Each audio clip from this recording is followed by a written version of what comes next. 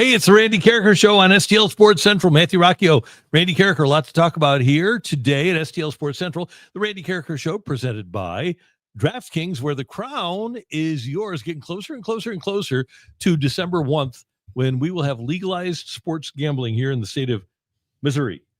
I like December 1st. That's an old Boomer Esiason thing. And, he once said that's why they're 31st in the league in defense. But he meant 31st. I used to have a teacher that used to say number A and letter 1 when he would start to list things, and I appreciated that. I like quirkiness like that. That is kind of quirky. We got some stuff to talk about today, though. There are rules changes in baseball. The Cardinals, they're going to let Ivan Herrera try to catch, even after he has arm surgery. And we're also going to talk a little bit of football. So we've got plenty coming your way during the next hour here on the Randy Karraker Show. Let's start with the Cardinals' willingness to let Ivan Herrera catch next year. They're going to go through the offseason after he has arm surgery and allow him, I guess they're going to defer to him, Matthew, to allow him to catch. If I were the Cardinals, I would say fine, do it.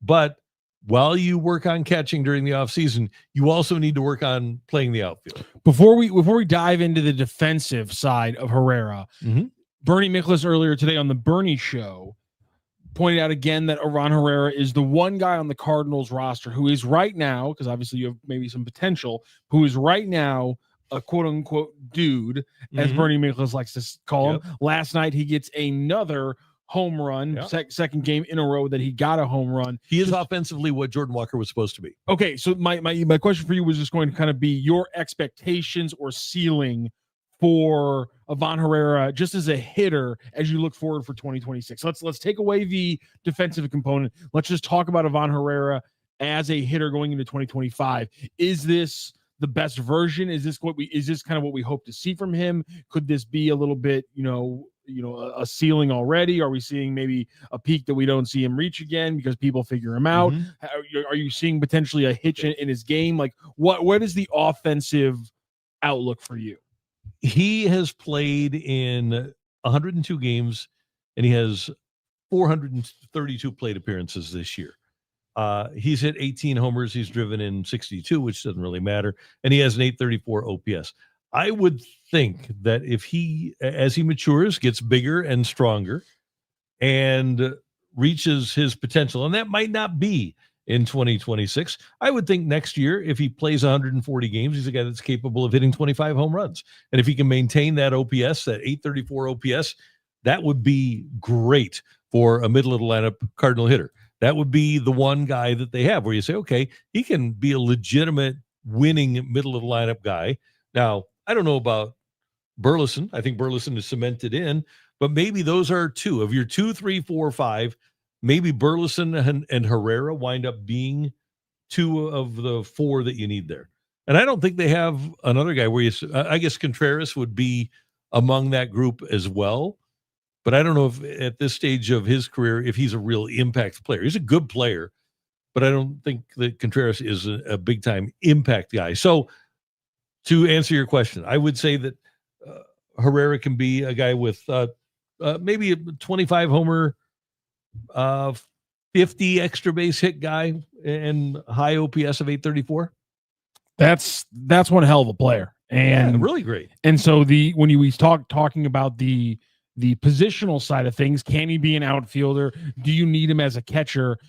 One of the big parts of the discussion is always going to be the positional aspect of things, because you need a big bopper. Third base, first base, corner outfielder. That's usually how things play out. Cardinals really haven't had that outside of Nolan Arenado and Paul Goldschmidt for a couple of years at those 4 spots. Does that factor into your consideration as we look at a positional factor with Ivan Herrera? So let's presume that Wilson Contreras is still here, and let's also presume that whether it's Donovan or Weatherholt, that Arenado is gone. Donovan or Weatherholt, one of those 2 guys is going to be third baseman, right? So that's not a big bopper. But if you could have Herrera in left, Burleson in right, Contreras at first, and then depending on who your designated hitter is, then you have a chance to have that middle of the lineup stuff. But the other part that you need then if you do have those middle of the lineup guys, then you need somebody at the top of the lineup that hits. Okay, so maybe it's Mason Wynn. And then who's your number 2 hitter? And the Cardinals are want to put their best hitter at number 2. So you're probably looking at, I don't know if Scott's going to be one of the guys. I guess you had Donovan, Herrera, Burleson, Contreras. So that's probably where you go. That'll be 1, 2, 3, 4. And then Donovan, Burleson. Okay, I'm okay with Donovan, Herrera, Burleson, Contreras. But then who is my number 5 hitter? I don't know. That's the big question right now with the Cardinals. Yeah, there's not a lot of depth. It's not a very long lineup. So anyway, if I were the Cardinals, though, I would try to convince Ivan Herrera that Dale Murphy moved from catcher to outfield and won a couple of MVPs. That Craig Biggio moved from catcher to outfield, the second base, bounced around a little bit, but he also extended his career and had a really successful career. Man, it's grueling to be a catcher. And Katie Wu said on the TV show that'll air tonight on Matrix Midwest that they only plan on catching him 60 or 70 games. Well, what? Because they don't want him to be exclusively a DH. I would rather preserve the guy and have him be an outfielder or something else other than a catcher, along with being a designated hitter. And listen, they need power again at those 4 positions. Having that kind of power at the catcher spot is a luxury that allows you to do other things. It's kind of like having a big hitter at shortstop or center fielder. It's right. You know, those kind of or second base. It's a luxury to have one of those things. But now let's just get into the bigger things of like there's undoubtedly a logjam. I know there's some fans out there who disagree with that in self-contained. They can cure up the logjam or fix the logjam just by trading 2 left-handed hitters this offseason. And let me clarify something too. That would be my ideal scenario, is putting Burleson in right, unless you move Contreras. Jordan Walker's going to be your right fielder on opening day next year for the first half of the season. So what the Cardinals deem as their ideal situation for 2026 is not what I deem as their ideal situation for 2026. That's fair. So what other so if one of the reasons, and it would have been this way in June, would have been it would have cleared up a lot of the roster and lineup construction questions. Mm-hmm. But if we all assume, and we've heard, Jimmy the Cats Hayes has said it over on KLIS, talking about how he expects to see lefties traded. We've heard Bernie Miklas talk about it. Everyone's talking about they expect to see lefties traded. So let's say that happens. What exactly does moving Ivan Herrera behind the plate do for the 2026 Cardinals lineup? It pacifies him. That's what they're doing. They're pacifying a guy who wants to catch. They're trying to keep a guy happy. That's ultimately what this is all about. It's not what's best for the team. The guy hasn't thrown out a base runner at all this year. Now, he hasn't caught a lot, but he's 0 for 15, and he's something like 6 for his last 81 in trying to throw out base stealers. And he apparently is not exceptionally effective at managing a pitching staff. You see his 5.35 earned run average as a catcher this year is well above average, 4.5 earned run average as a catcher.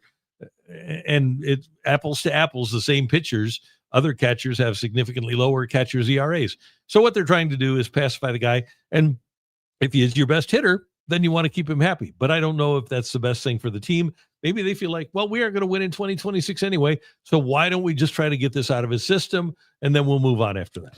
One of the issues, though, when you start talking about lineup construction and roster construction, there's a 40-man pinch.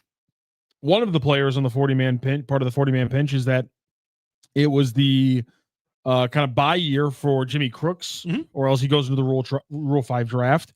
Two of your next biggest prospects are also catchers in Rainiel Rodriguez, who's one of your biggest prospects. He's a little bit further away, but you also have, why am I blanking on the name of Leonardo Bernal, who's coming up as well. Switch hitter. So that's one of the deepest spots in your organization. And so you're actively starting a new logjam by making this move? Well, In addition to everything you just said. Number one, I don't think Bernal or Rodriguez have a chance to be here next year. So you're looking at Crooks, and maybe you just let Pozo walk. I don't know. But that's one move. Yeah. I mean, he's a nice pinch hitter. He's not a guy that's going to probably play for you every day. But then you have a lefty and a righty with Crooks and Pies, and then you can pacify the guy for a year and have Jimmy Crooks try to ascend a little bit. We'll see. So they're going to play Ivan Herrera 60 to 70 games behind the plate. That's the plan. If he shows he can do it. That does leave a lot of games for a young guy like Crooks. And he hasn't shown he can do it. Yeah, that's true. That's another issue that he's going to get. He thinks he can do it, but he hasn't shown a propensity to be a good defensive catcher yet in his major league career. Well, Herrera has there's an issue with his elbow. Well, okay. So what about before the elbow? We were hearing rumblings that he had some. That's when his elbow was healthy is when we were hearing the rumblings that he was a good overall catcher. The Cardinals sent him down to Memphis in 2024. Let me make sure I have that right. So that he could work on his arm strength, specifically sent down to work on his arm strength down there. You telling me that they were sending him down to work on his arm strength when he had a bad arm? I don't think that's the case. That would be an odd decision, wouldn't it? Yeah. So I'm glad if he's having surgery and that there is a problem with the arm that he is having that, but I'm not buying in because they told me that he was working really hard when he was down at Memphis, and this is 2024. He spent 27 games down there, and what I was told by the Cardinals was that he was down there working on his defensive abilities, specifically working on his arm strength and his pop time. If he's had a bad arm for 2 years, again, why would you have him working on his arm strength when you know it's hurt? I mean, I'm just trying to find it. His first year really with the Cardinals, let's call it 22 in Memphis. I'm going to see. I mean, in Memphis, he had 11 caught stealings to 51 stolen bases. 7 pass balls. Wasn't great. No.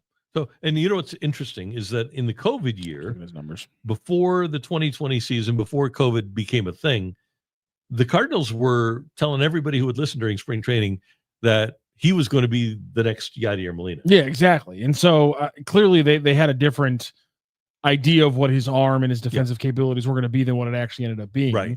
And so when did the injury happen? Why are we just now hearing about that injury? Bernie kind of asked that unanswerable question this morning on the Bernie show as well. I think it's a fair question to ask. It's just, for me, all of the reasons to move Herrera to the plate are either one, up in the air. Does this surgery and movement and procedure on his elbow actually return to him some arm strength that has apparently been sapped? And two, from the lineup flexibility part, it just goes up in the air. They're going to trade lefties, so now you're not going to have a weird log jam at the left field spot and the DH spots that would cause you to say, well, we got it. We don't have a permanent spot for Ivan Herrera. You have conceivably a permanent spot either at left field or DH for Ivan Herrera. He's one of your best hitters, so putting him at left field and DH makes lineup construction sense. You then do not block the deepest part of your future in Jimmy Crooks, potentially Leonardo Bernal, and then later on down the line in Rainiel Rodriguez, because what do you want to do? Have this conversation in 3 more years with Ivan Herrera when he's let's say he's an all-star catcher and and things like that. Do you now want to tell him you're 27 years old, you're going into your prime? Maybe you'd be 28 by then. So maybe, how old is he now? How old is he now? 25. So you're 28 years old, you're going in your prime. Oh yeah, we got this kid, by the way, that we've known we had coming up for 3 years. You got to move to first base now. But if you're going to exceed to a player's wishes and you know he can't do it, 2026 is the year to do that. Just to kiss up to the guy a little bit, keep him happy. Let's get to some of your chats, and we appreciate them. Mo Fatigue is hitting hard right now. This could be Ben, who adds, can't wait for hockey talk. Thank you. He says you can't trust Mo, and problem is this, and this is correct. This team speaks out of both sides of the mouth, and they don't pay attention to what the other side is saying. I think that will be an issue that will be solved within the next week. Yeah, that's fair. That's very fair. I think so. Nancy Renee, hey, thank you for joining us from Phoenix. Greetings from Phoenix, the Valley of the Sun. Appreciate that. Jay Renegade, that's what they stated for Contreras. Herrera was not good at the position, as far as I recall. Yeah, he's kind of struggled down there. But you know what? I remember hearing a lot of really good things about Ivan Herrera. Me too. As the future as a catcher. Yeah, before I saw him. Yeah, well, that's fair. Yeah. Jeez. So, and the Cardinals will take on the Giants again tonight. Okay, there's a lot of stuff going on. ABS has arrived on the scene. If you haven't seen it, the robot umpire is happening next year in Major League Baseball. Each team will have 2 challenges during the course of a game. If they get to extra innings, they will get an extra challenge if they've used their 2 up. If you make a challenge and it's correct, for example, if CB Bucknor is the umpire and you get like 10 correct, then you get to keep your 2 or however many you get the chance to get 2 wrong before you lose out. That's makes sense. There are only 3 people that can ask for a challenge: the catcher, the pitcher, and the hitter. They'll hit their hat or their helmet to call for the replay. And I think this is a great thing. Again, accountability for the umpires. Players, rather than argue and say that wasn't a strike, they can tap their hat and say, and they can find out if they have that good of an eye or not. And so I think this is a really good thing for the game. I've been asking for this for a long time. The only thing that I don't like about it, Matthew, is that it's not on every single pitch. That's your one issue with it. It's not on every single pitch. Every single pitch. Why not? If you have the technology. Well, they have a umpires union to, I'm sure, fight against. They've broken that before. Why not break it again? Fair enough. So they didn't really break it. Well, they did, but they had to. I guess the union wins when Angel Hernandez gets rehired. So and that's what happened. But you know what? I think about this, and I think this will be a good thing for baseball. And I think about what's happened in baseball since Rob Manfred became the commissioner. They've never lost a regular season game to a work stoppage. Yet. Nope. They've navigated COVID, granted at a 60-game season, but there were a lot of issues with COVID. So getting 60 games out of it, getting a postseason, that winds up being a positive. The pitch clock has been a really good thing in my mind. I don't know why you wouldn't like the pitch clock and the quicker, more brisk pace and the faster games. And they've implemented the shift, which has led to a little bit more offense. It's brought the left-handed hitter back into the game. I don't think it's brought back the batting average the way baseball thought it would, but it has improved the game. And it's also, as they said when they brought the pitch clock rule in, it's enhanced the ability of players with athleticism to get on the field. You don't have any Mike Moustakas playing second base anymore that can't move. You used to be able to get by with just a guy, anybody playing second base. Can't do that anymore because the shift has been eliminated. And Rob Manfred also is the guy that removed the All-Star game having meaning for home field, which was ridiculous to have. And it wasn't, I said this then and I'll say it now. It wasn't any worse having the All-Star game determine home field advantage for the World Series than having it rotate year after year. It didn't make any difference to me that way. But to remove the All-Star game determining where the World Series was going to start and who would get a Game 7 and having that go to who had the best record, that was a good thing. Now, bad things, and you can feel free to weigh in here on the chat, that Rob Manfred has overseen. He did call the Commissioner's Trophy a hunk of metal. Oh, great. He did swing an air golf club while there was a lockout going on during spring training a few years ago. How dare he?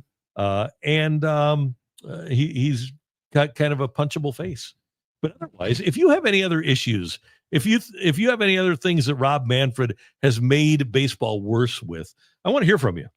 I guess my question would be to you. Mm-hmm. He takes over for Bud Selig in 2015. Yep. Right? Mm-hmm. So we now have 10 years of Rob Manfred. Is baseball in a better place in 2025 than it was in 2015? Economically, no. I would say in large part because of the Guggenheim Group doing what they've done with the Dodgers. That makes it tough for everybody. But that's a collectively bargained issue that they didn't take care of last time. In terms of the quality of the product, yes, it's in a better place. But in terms of for example, where the Cardinals are right now. The Cardinals had a much better opportunity to compete in 2015 than they have to compete in 2025, simply because the Dodgers and the Yankees exist. And the Cardinals, and we've mentioned this before, could spend every penny of their revenue on payroll, and their payroll still wouldn't be as high as the Dodgers payroll is. Now, payroll doesn't guarantee winning, and you can win in the regular season with a lesser payroll, as we have seen with the Brewers this year. But the fact of the matter is that for consistent winning, a higher payroll equates to a higher winning percentage. Some people are saying the ghost runner is a crime. Not sure about the runner at second base and extras. Brian Ellison, I don't like the runner at second and extras. Okay, so Dale Kreese says I don't like the and DH. by the way, the ghost runner is a product of the analytics movement, because there were managers that were using up their pitching staff in 9 innings or 10 innings and didn't have anybody left in the bullpen. How do you solve that problem? You make sure the game ends sooner, because they didn't want to have those 13, 14, 15 inning games where these irresponsible managers were using up all of their pitchers in 9 or 10 innings. So how do they solve the problem? And by the way, all the owners had to agree on this, and all the baseball people had to agree on this. The way you solve the problem is by making extra inning games end more quickly. I don't love it, but I also understand that with the way baseball is right now, with starters going 5 and then 4 innings of relief pitchers when you're winning, and many times your starter goes 3 1/3, then somebody finishes the 4th inning, and then you have a guy pitch the 5th and the 6th and the 7th and the 8th and the 9th, then all of a sudden you're out of pitchers. And that's why we have the ghost runner. And I don't think you can blame the commissioner for that. I think it's a product of where baseball as a sport is. So just let me put it this way. Enrico Palazzo text in auto runner, 3-batter rule, DH, all fundamentally change the nature of the game. So here's my question. I asked you if you want to watch the 2026 baseball season with those 3 rules in play or the way it was in 2010. Okay, 2010 is a great example. Let's go to one game. Let's just pick a game from the 2010 World Series when Bruce Bochy was managing. Any game in the 2010 World Series, and we'll take a look at it. So 2010 was the Giants and the Rangers, I believe. So I'm going to just pick out one game from that series, which was 4-1 in favor of San Francisco. I'll just randomly pick game 3, okay? 2010 World Series, game 3. The 2010 seems really late for Edgar Renteria to be winning World Series MVP. It does. That does like 2006, maybe 2008, maybe, but 2010 seems late. Okay, so the Rangers take a 3-0 lead in the 2nd inning of game 3. They're up 4-0 in the 5th inning, and then the Giants come back and score a couple late. The Giants use Jonathan Sanchez for 4 2/3. And then Guillermo Mota for an inning and a third, Jeremy Affeldt for an inning and a third, and Ramon Ramirez for 2/3 of an inning. There were so many pitchers, and this, by the way, was even exacerbated by Tony in 2011, but so many pitchers were used by Bruce Bochy that it slowed the game down dramatically. And if you go back, by the way, to September of those years, leaving out the World Series, when he had a 40-man roster to use before they made it 28 under Manfred, it was unbelievable how many pitchers Bruce Bochy would go through in a game. I think that having the 3-batter minimum is positive. It's game 1 of that series. It was insane. It was also very high scoring, but I mean, look at how many pitchers. But they each used Rangers used 4 pitchers, and they used them for a third, then 2 innings, then 2/3 of an inning, then a third, and then the Giants used Sergio Romo for 2/3 of an inning, Javier Lopez for a third, Ramon Ramirez for a third, Affeldt for 0, and then and for 1 hitter, and then Brian Wilson came in for 2/3. 2 outs. Yeah. So that's the way the game was, and man, it just took forever. Hey, see if you can find the length of that game. 3 hours and 36 minutes, and now you don't have games that go over 3 hours. But it is funny because we got a chat here from Cole Bassett's Left Foot, who said Rob Manfred took a timeless game and turned it into a timed one and still missed the pitch clock. Here's the thing. I worked some Cardinals games this season, and I only worked about half a dozen. It's still an untimed game, in my opinion, based on the schedule of those games that I worked. Considering one of them was like 2.5 hours, and one of them took 7.5, considering rain delays. We'll call it a fairly untimed game. Still, I'm going to go to a random year. I don't know. What about this from Samuel Howell? Okay, I missed double switches and lineup strategy. Well, you never had that in the American. You and Bob Ramsey back in the 90s used to go absolute ham as bench managers. What do you compared to now? What do you do when you watch a game? The thing is, I don't love the DH. I loved thinking along with managers, but managers don't manage anymore. I love thinking strategy too. But if you honestly think that managers are like Whitey Herzog or Tony La Russa, there might be 3, 4, or 5 guys in all of baseball, Bochy, Francona, that are actually managing their games. Brian Snitker, Rob Thompson. I'm trying to find other guys where you say, okay, that guy is he's running the bullpen and it's not an analytics thing. There aren't many of them. Maybe Ron Washington with the Angels, I'm not sure.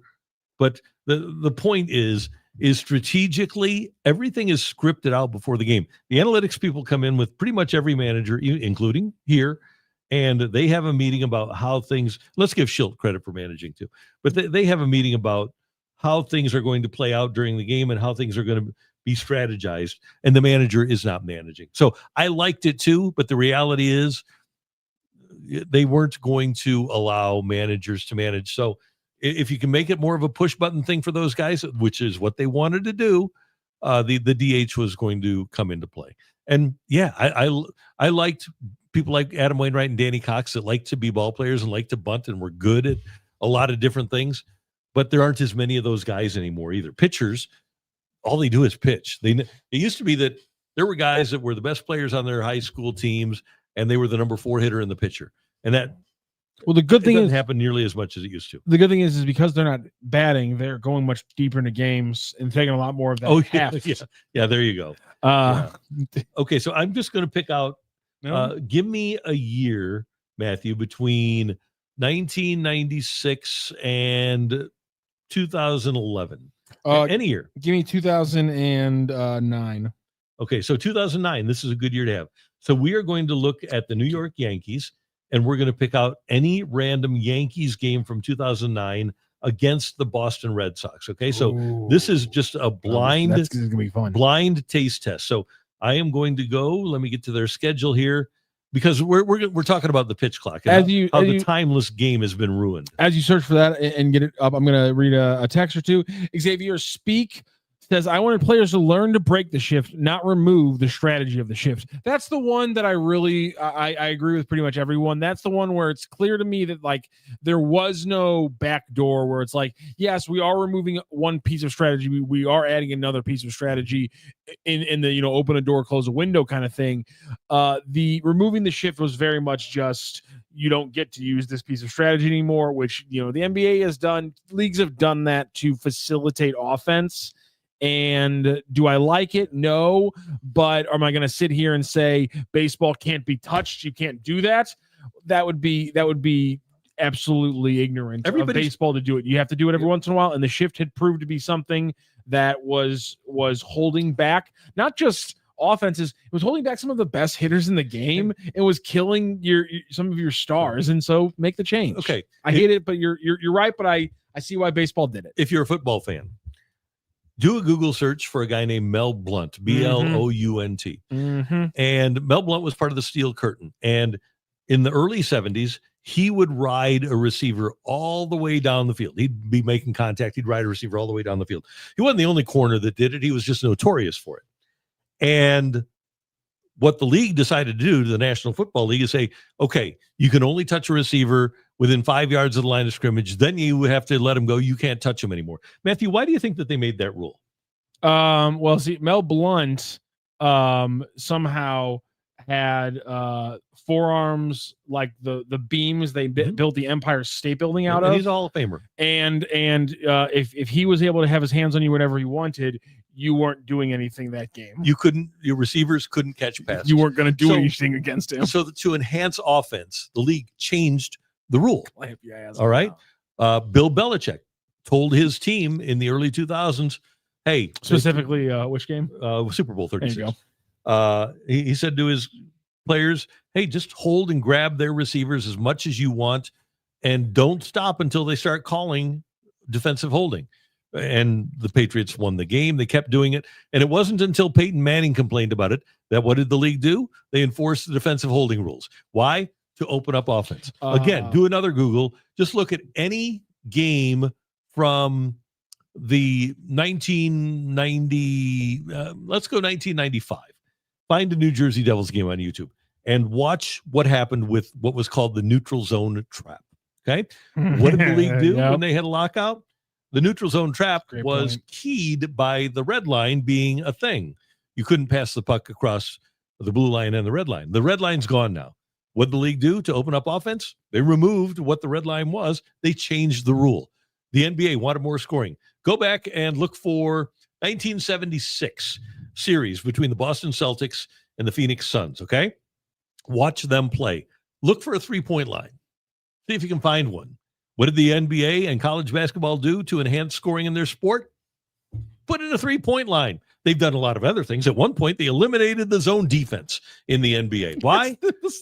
To enhance offense. That one is so insane to me because it's literally it's a exact comparison for taking away the shift from baseball. Yeah, exactly. And the reasoning is the exact same, which is we're going to take away one very specific strategic factor. Yep. They said you can't play zone defense because teams are taking away everything in the paint, and we don't have good enough shooters to get around it. And look what happened there. And so teams need to pivot. To your point, when Peyton Manning offense, it's all about scoring. When Peyton Manning made that complaint, what year are we talking about?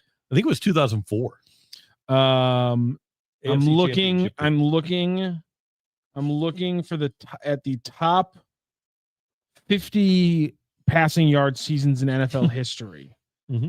The ones before 2004 are 2 by Dan Marino, 1 by Dan Fouts. What's the rank? What's the rank there? Oh, okay. Dan Marino's yardage seasons are 12th. Okay, impressive. So the top 11 have been since then. The top 11 have been since then. His rankings are 12th. Kurt Warner in 2001 is 29th. Dan Fouts 34th. Dan Marino 39th, Dan Fouts 45th, and Warren Moon 50th. So there you go. That's the entire list before in the top 50 from passing yard seasons before 2004. There's an explosion, including obviously the greatest passing seasons we've ever seen outside of Marino in the 80s. And you want to say it's bad. I know there's plenty of people who have lambasted and hate the NFL for taking away the segments. You just got jacked up and changing the hitting rules, and yet somehow inexorably the NFL is at the very top of every piece of the ratings in sports. So Cole Bassett's left foot. Every shift in Major League Baseball, every change from the pitch clock to ABS to the universal DH is part of a broader strategy to optimize baseball for streaming platforms and digital audiences. I believe, if I'm not mistaken, that the average MLB fan, last time I checked, was 57 years old. You need to bring that demographic down. Who is watching on streaming platforms and digitally? It's younger people. And one of the things that you want to do, number one, you want to shorten games. So 2.5 hours, get it into more of a TV window. And you need to make it more exciting. You need to have more scoring. And so that's one of the other things they're doing. And here's another part of it. There's no sport that is set up, even football, better to have a lot of bets made than baseball. I also think like that statement there is absolutely 100% true. But here's the thing. Change the words, shift things around a little bit, and something tells me you can find that statement being written about baseball and every other sport in the 1970s, in the 1980s, in the 1990s, and in 2000. Just change the statement to Every shift in Major League Baseball in the 1970s has been to make it a broader strategy to optimize baseball for television audiences. Yeah, That I'm sure I'm we wanna be more 90% popular. positive that was a statement being said in the 70s, 80s, 90s, and 2000s about baseball. So it's, again, we're not arguing and we're not saying that these things aren't happening. We're saying that it's simply what happens and how sports have always been. And to say that because we had a point here from Xavier Speck, who says Rob Manfred is the worst thing that has ever happened to Major League Baseball. And I get growing the game, but keep the game like the game for the people who like it traditionally, not the people who dislike the game. But the thing is, and maybe you are driving away the traditional fan. I don't know if you are, but you've got to build for the future. They've got me. I'm 63, and I'm going to watch regardless of what the changes are. What they need to do is get the 34-year-olds and the 23-year-olds and get them to watch and build their product for the future. I don't think that you can keep it the charming old thing it was. And by the way, the analytics movement ruined the charming old baseball that we had. It ruined the pitching pairing. Nobody cares about a starting pitching pairing. The analytics movement ruined, we've got a chat here, the 300 hitter. There's only going to be one 300 hitter in the National League this year, and there's a guy that hasn't played for the last 3 weeks. It's Trey Turner. Nobody else is going to hit 300. 305 will be the lowest National League champion batting average in history. 1988, Tony Gwynn hit 313. Trey Turner is going to hit 305, and he's going to lead the league in hitting. That's preposterous. The charming aspect of baseball that I grew up with in the 70s and 80s, that's gone now. And they need to change and try to get back as much as they can, but you can't do it unless you change the rules. There you go. I agree 100%. So, and by the way, we were talking a little bit about being able to make a bet on baseball. Mm-hmm. Well, it's a great sport to bet on, and next season we're going to be able to do it. But right now with football here, DraftKings Sportsbook, America's top-rated sportsbook app, is coming to the Show Me State, and you can sign up today. New Missouri customers get $300 in bonus bets when DraftKings launches on December 1st. Download now and place a $5 bet when DraftKings goes live. And DraftKings Sportsbook will bring you everything you need to elevate your game day, including live in-game betting. We talked about that. Lightning fast payouts and endless ways to get in on the action, all right from your phone. And when DraftKings officially does go live in Missouri, you'll be betting with the Sportsbook app trusted by millions. Safe, secure, and fast money withdrawals. Download the DraftKings Sportsbook app now and use that code STL Sports to grab $300 in bonus bets with just a $5 bet when DraftKings goes live December 1st. That's code STL Sports in partnership with DraftKings Sportsbook. Gambling problem? Call 1-800-GAMBLER. 21 plus, physically present in Missouri. Eligibility restrictions apply. Bonus bets expire 7 days after issuance. Excludes customers who redeem pre-launch sign-up offer. Terms at sportsbook.draftkings.com/promos. You're getting really good at that. Thank you. You're welcome. All right. So I am excited about the ABS, and I will I'm going to go down and now things can change because Manfred's only going to be the commissioner for 3 or 4 more years. But I think the positives that Manfred has initiated far outweigh the negatives. And I think the reason that most people don't like him is because he's got a punchable face and he swung an air golf club. Like, I've never done that before. How much trouble would I be in if people hated me because I swung an air golf club? High definition. I'm in my 50s and I left baseball because the game is boring and half the teams have zero chance of winning a World Series. You go. See, and that's one of the things, 2 of the things that Manfred needs to change. Yeah, he needs to make the game less boring, and with a salary cap, he can give everybody an opportunity to win. Absolutely. Thank you, High Definition. Appreciate it.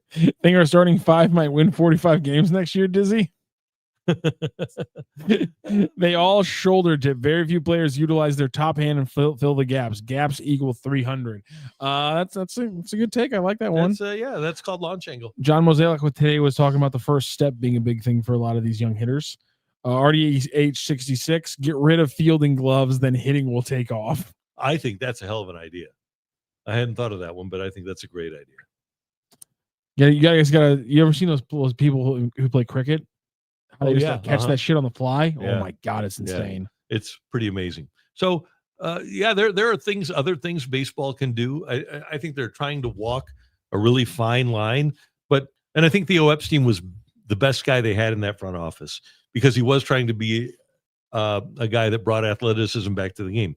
He was a big fan of Whitey Ball, and he wants to bring Whitey Ball back. I don't think we'll ever do that, but there are franchises that still have difficulty coming to grips with the fact that you can win in other ways other than the three true outcomes: the homer, the strikeout, or the walk. And the teams, interestingly, that do move forward beyond that, they have a tendency to win. If you look right now at the best teams in baseball, the best records in baseball, and let's start with the Dodgers because they are the world champions.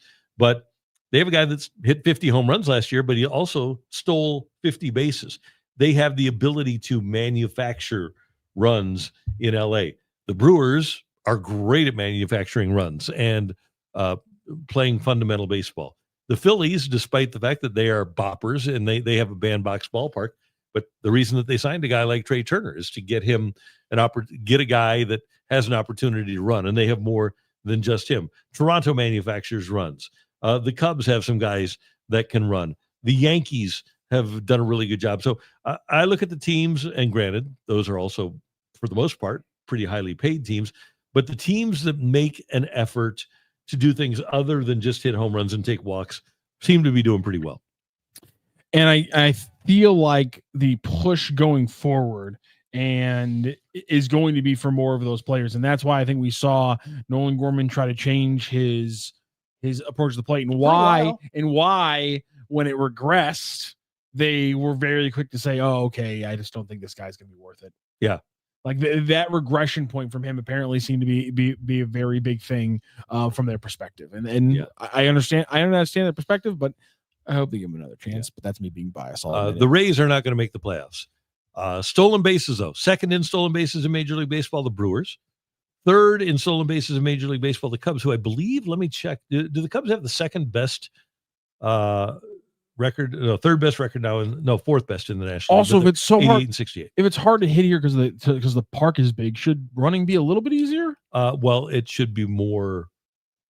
It should be easier, but it also should be utilized more, right? If you can't hit home runs, get people into scoring position. And also, if everyone around the Cardinals is going to continue acknowledging how hard it is to hit in Busch Stadium, do they change something about the dimensions? Can they? What are the rules? Team.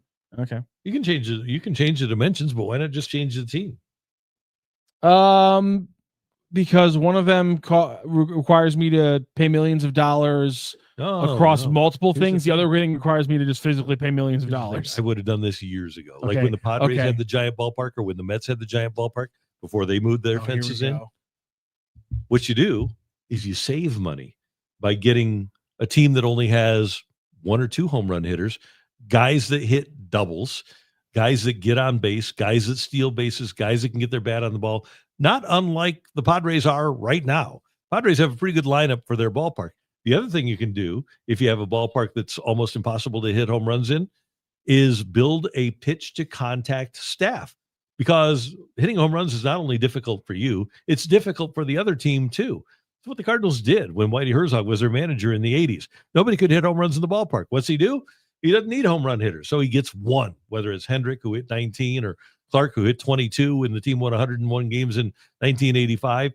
What you do is you build a team that fits what your ballpark is. So you get a team that can play defense, can get their bat on the ball, on the bases, they can run the bases, and can manufacture runs. And I don't know why more teams with big ballparks that have players that can't hit the ball out of the ballpark, why they don't get players with other skill sets. And what you pay for in Major League Baseball is home runs and strikeouts. So you can save a bunch of money if you have a big ballpark where nobody can hit home runs, and you have guys that steal bases, nobody pays for that, and have guys that pitch to contact, people pay for strikeouts.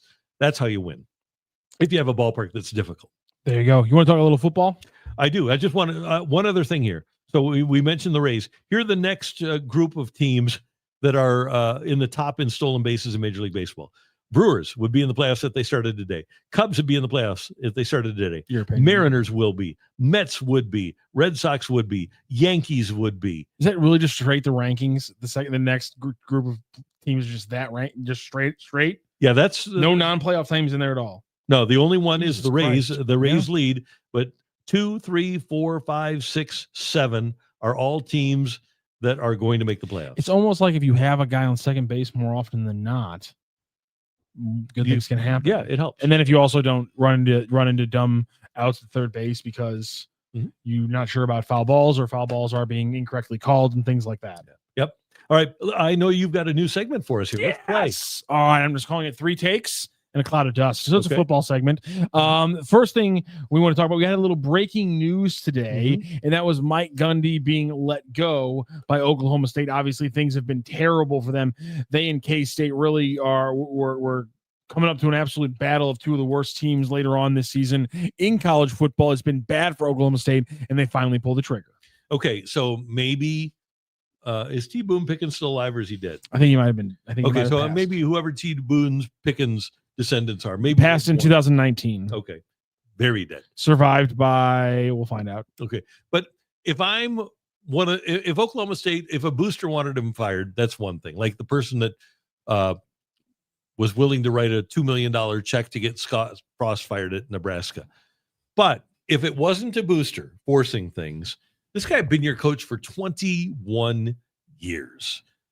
You should have either fired him after last season when you had a bad year, or you should have waited till the end of this season and let the man coach out with some dignity, unless he wanted to go. And I don't get the sense that he wanted to go. I think that this is, sure, it pacifies the wolves at the door, but and again, we haven't heard from Gundy if he wanted this to happen, but I don't think this is a very nice move on the part of Oklahoma State. They weren't going to go to a bowl game. They aren't going to go to a bowl game with their offensive coordinator coaching them this year. This is a guy that only had 2 losing seasons, his first year and last year at Oklahoma State. He was a 10-game winner on a dozen different occasions. He had the greatest success in the history of that program. And I don't believe that firing Mike Gundy, number one, is going to solve your problems for this year. But number 2 is a classy move on the part of Okie State. Well, I mean, when you have a coach who's kind of proudly saying, I'm not going to adapt to the way the world is now and the way the sport is now. I don't know that he wasn't adapting or the school wasn't adapting, because what he said before the Oregon game was, hey, we spent $7 million last year. Oregon spent $40 million. I wonder if Oklahoma State provided him the resources to go out and spend big in NIL. And he did spend, he was trying to keep his own players, and that's where the preponderance of the money that Oklahoma State spent was utilized in trying to keep his own players. Yeah, I also think it's one of those things where when you have the grading personality he has, and you have, multiple 10-win seasons in a row, you can get away with certain things. But when it's been 10 wins, 7 wins, 12 wins, 8 wins, 8 wins, 12 wins, 10 wins, 6 wins, when you lose the consistency, the rope gets a little short, I think. But I think you're right. When you have that long of a run going back to 2006, that much success, it is a little rough to pull the cord 3 games into what season 17, 16, 21, excuse me. Yeah, he's been there a long time. I can't do math. So what was the bowl game where Mizzou beat them? Was it a Texas Bowl? 2013 Cotton. There you go. 2023 or 2013? Okay. So MIZ. They beat Mike Gundy then. There you go. And of course, when we see Mike Gundy, we can't help it. ESPN Archives has the full clip, has the full run. Here's a little bit of the run. This is the Mike Gundy famous press conference. I clipped up a part before and after that I'd completely forgotten existed, and I really wanted to relive. So here's the famous Mike Gundy press conference from the Oklahoma State game back in the day, courtesy of the ESPN Archives. If anybody hasn't read this article, I don't read it. This was brought to me by a mother. It's called a newspaper. Of children. I think this is worth reading. Let me tell you why I want to talk about this article. 3/4 of this is inaccurate. It's fiction. Are you kidding me? Where are we at in society today? Come after me. I'm a man. I'm 40. I'm not a kid. Write something about me. So get your facts straight. And I hope someday you have a child and somebody downgrades them and belittles them, and you have to look them in the eye and say, you know what? It's okay. They're supposed to be mature adults, but they're really not. Who's the kid here? Who's the kid here? Are you kidding me? That's all I got to say. Makes me Don't you wanna- put that evil on us, Mike Gundy. Don't you put that evil on me. I didn't remember people fucking It's clapping. incredible. People clapping is insane to me. What the hell? It was awesome. The fact that people clapped after that. And yes, me and Randy were listening to that before the show, and both of us at the same time when he did that. I hope you have a child. He thought of the Great exact answer. same. Yeah. I hope you have a beautiful son, and that son's ability to walk is taken from him. Don't you put that evil on me, Ricky Bobby. He had the exact same tone Great. that Will Yeah. Ferrell I has wonder if in Talladega Will Nights. stole that. I kind of wonder now because the way he hits it is the exact same notes. It's so damn ridiculous, and the fact that people, I wonder if that's just like, is that just like the PR people at Oklahoma State clapping? You think? No, yeah, it might be. Because what Boosters and media stuff like that. media members Yeah. clapping after that crap? Especially because he was staring at one media member for the entire tirade. He was yelling at the editor of a newspaper. God. I'd completely that's forgotten probably everything it, around that. With him gone and Kingsbury gone. I wonder if those old Big 12 no defense days, those are kind of over now, right? There's nobody really left. I mean, there's really nobody really left in the Big 12. No, but all those coaches are gone too. Yeah, that's true. Yeah, it has kind of all gone. Chip Kelly's still hanging around. Yeah, but he was never a Big 12 guy. No, he's not. Rich Rod's is he And Chip's in the NFL. Just like oh yeah, Kingsbury. you're right. Yeah. Is Rich Rod's back at West he's Virginia. back at West Virginia, isn't he? Yeah, it's a disaster. But I know that their big years with like Pat White and those guys weren't in the Big 12, but nonetheless they're back in the Big 12. Yeah. So- Although I think Tavon Austin and those guys were in the Big 12. Yeah, they were. Yeah, It blows my mind that West Virginia was already in the Big 12 when that stuff happened. Yeah. I just like the Big 12 when defense was optional. That was one of the best times in college football was when pretty cool. when defense was optional in the Big 12. Speaking of teams pulling the trigger on a big move, the Giants are doing it as well. We've all seen enough of Russell Wilson, and so had the Giants. No more Wildcat RPO package for Jackson Dart. He gets the full Monty. Jackson Dart starting up in the Big Apple.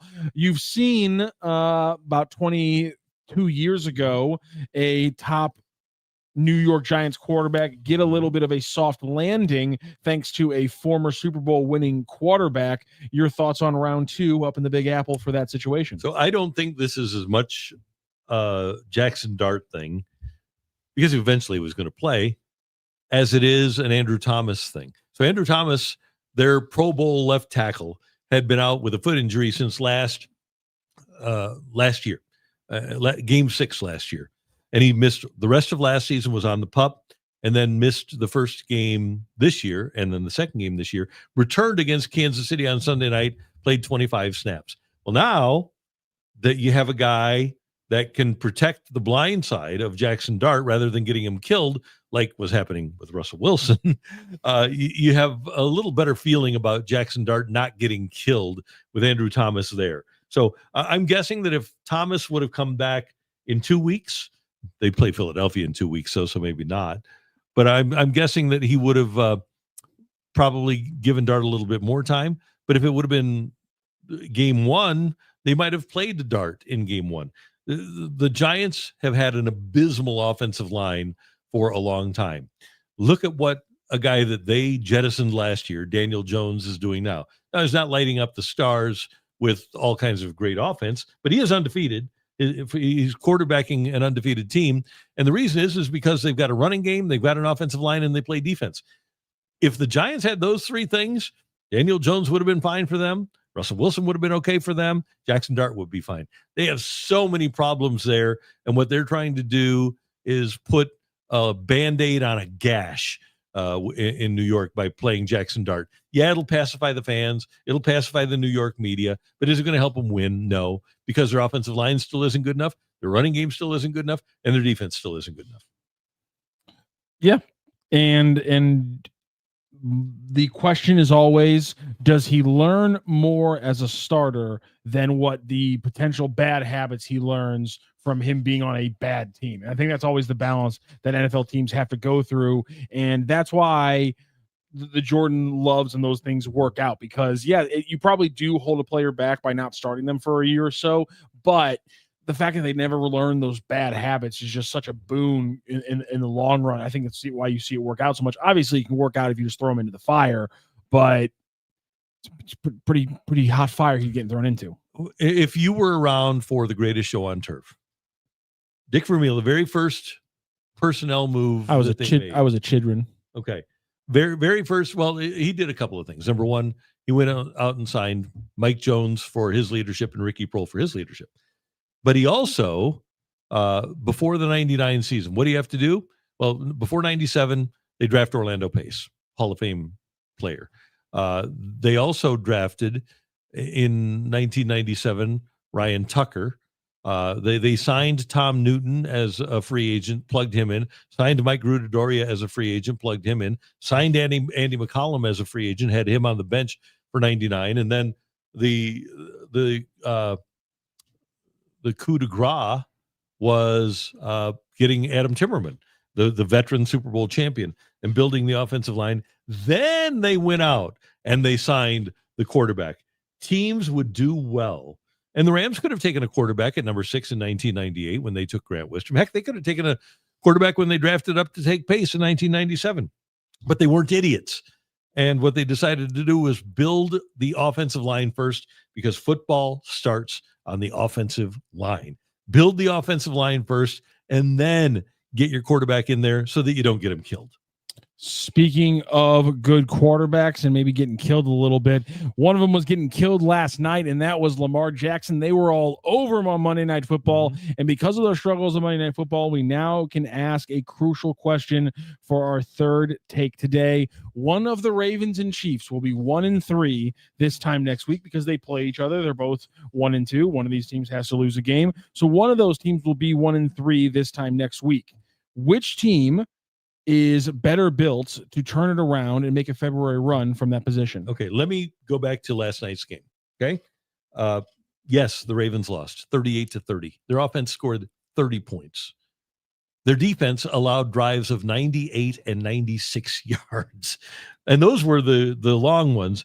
But if you look at what that offense did, the methodical way in which the Lions just chewed them up, it was unbelievable. And sure, Lamar Jackson and the offense could have scored a few more points, but for a normal football game, I don't think that the offense was the problem last night for the Baltimore Ravens. I think the defense was the problem.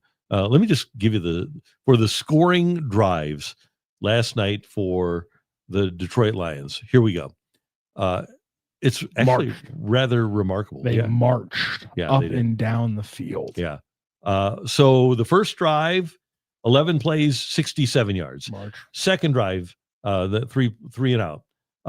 Third play, 18 plays, 98 yards. That was their third drive. Fourth, another 3 and out. Fifth drive, a missed field goal, 4 plays, 19 yards before the half. They tried a 67-yarder, by the way. First drive of the second half, 7 plays and 60 yards. Next drive, 7 plays and 96 yards. I hear boots clicking. Yeah, there you go. Then another 3 and out, 4 and minus 11. Then they go 7 and 70.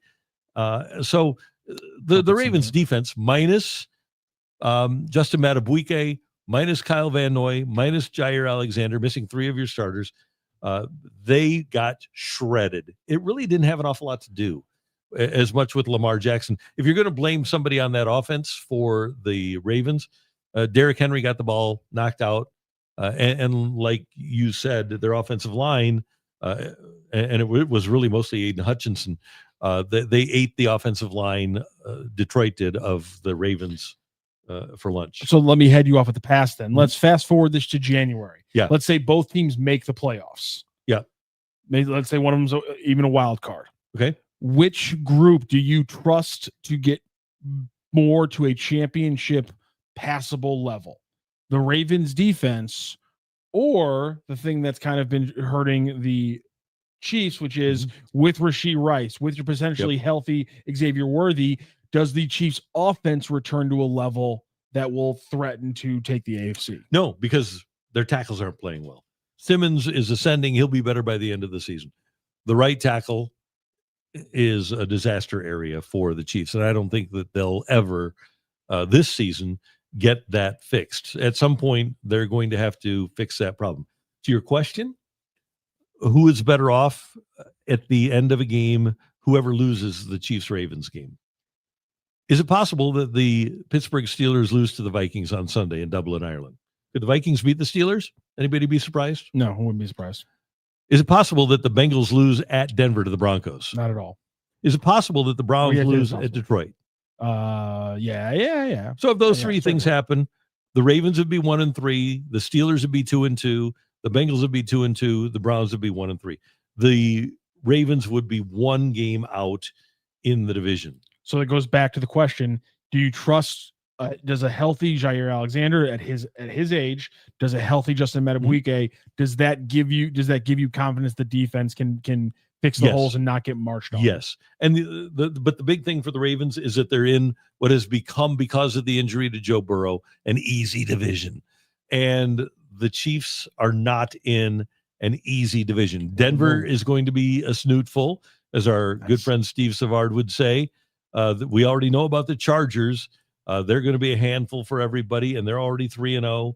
And then the Raiders are going to be competitive. So I would be more concerned if I lost this game, if I were a Chiefs fan. And here's the thing.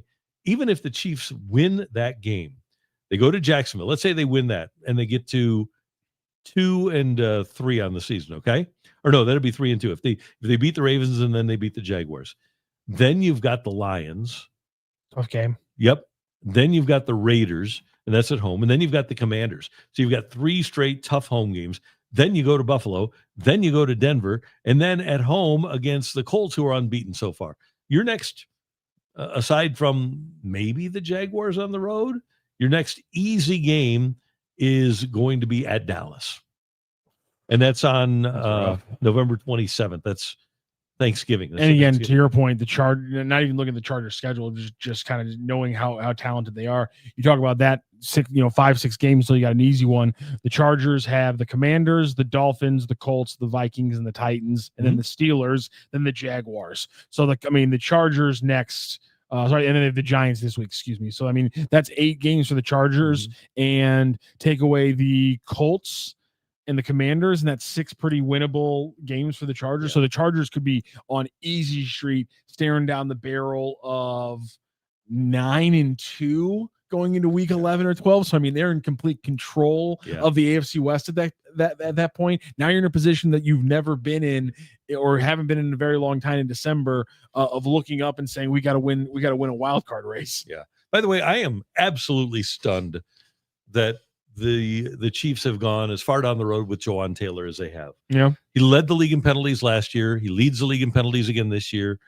He gets beat a lot. They signed Jalen Moore as a free agent from the 49ers. He didn't win the left tackle job because Josh Simmons did. I don't know why they just don't sit Jawan Taylor down and give Jalen Moore an opportunity at right tackle. He must be really bad. But they've Sua Matala has not been what they expected. He was going to be at left guard. Humphrey and Smith are fine, but man, when 40% of your offensive line sucks, you got problems.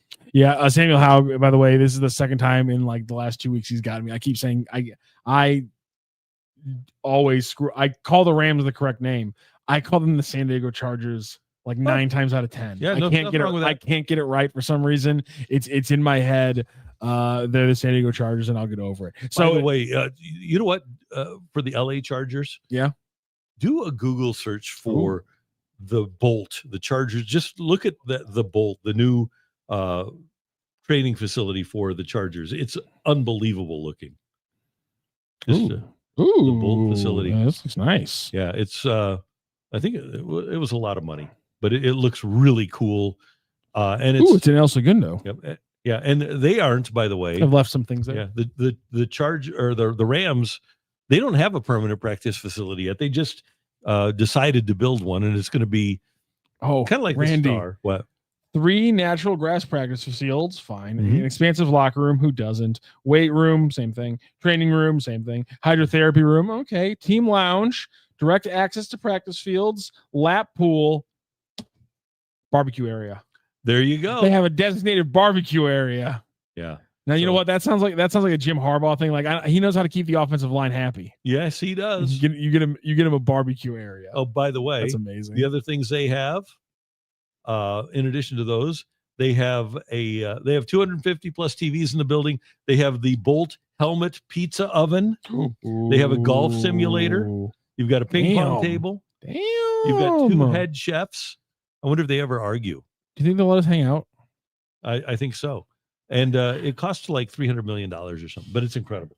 And here's miles to SoFi Stadium, 7 miles, miles to LAX, 3.4, miles to Manhattan Beach, 2.7, miles to Hermosa Beach, 4.2, miles to the Lakers facility, 2.4, miles to the Kings facility, 2 miles.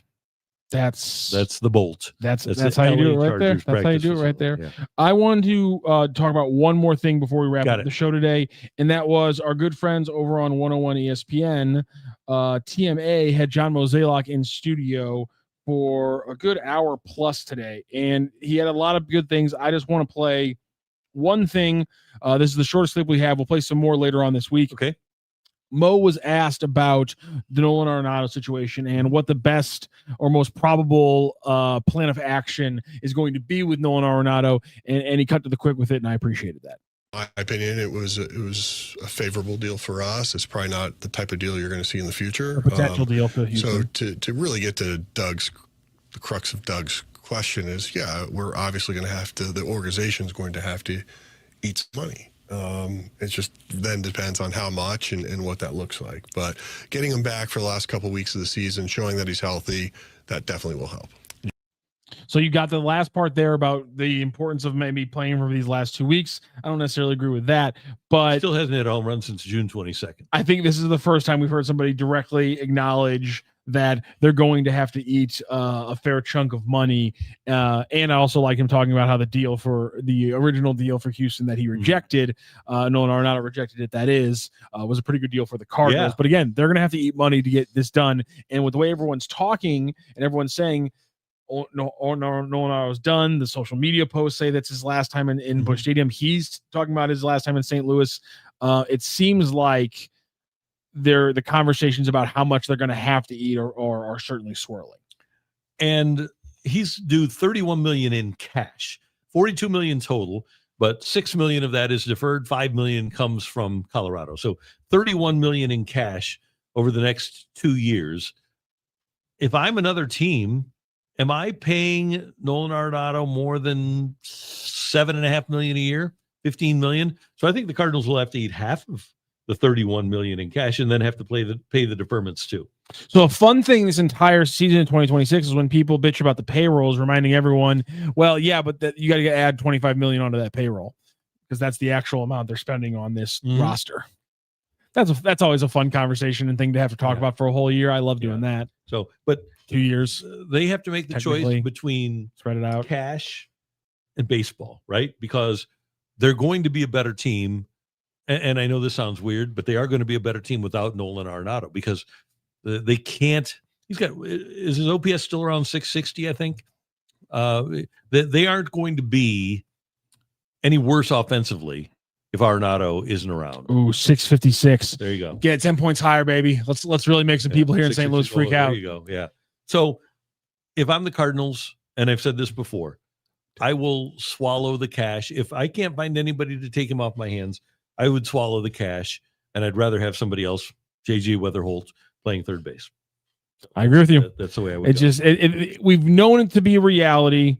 Glad somebody finally said it. Speaking of known realities and people saying things, we'll talk about some other things that John Mozeliak said over on 101 with our good friends at the morning after. They did a great job, Martin, Doug, and Tim, with John Mozeliak this morning. So we'll hit a couple other things that he revealed and talked about in that interview in a later show this week. Hey, and tell your friends on social media or IRL. There goes. I like that. We're on at 3:00 now. The Randy Karraker Show on STL Sports Central, presented by DraftKings, where the crown is yours.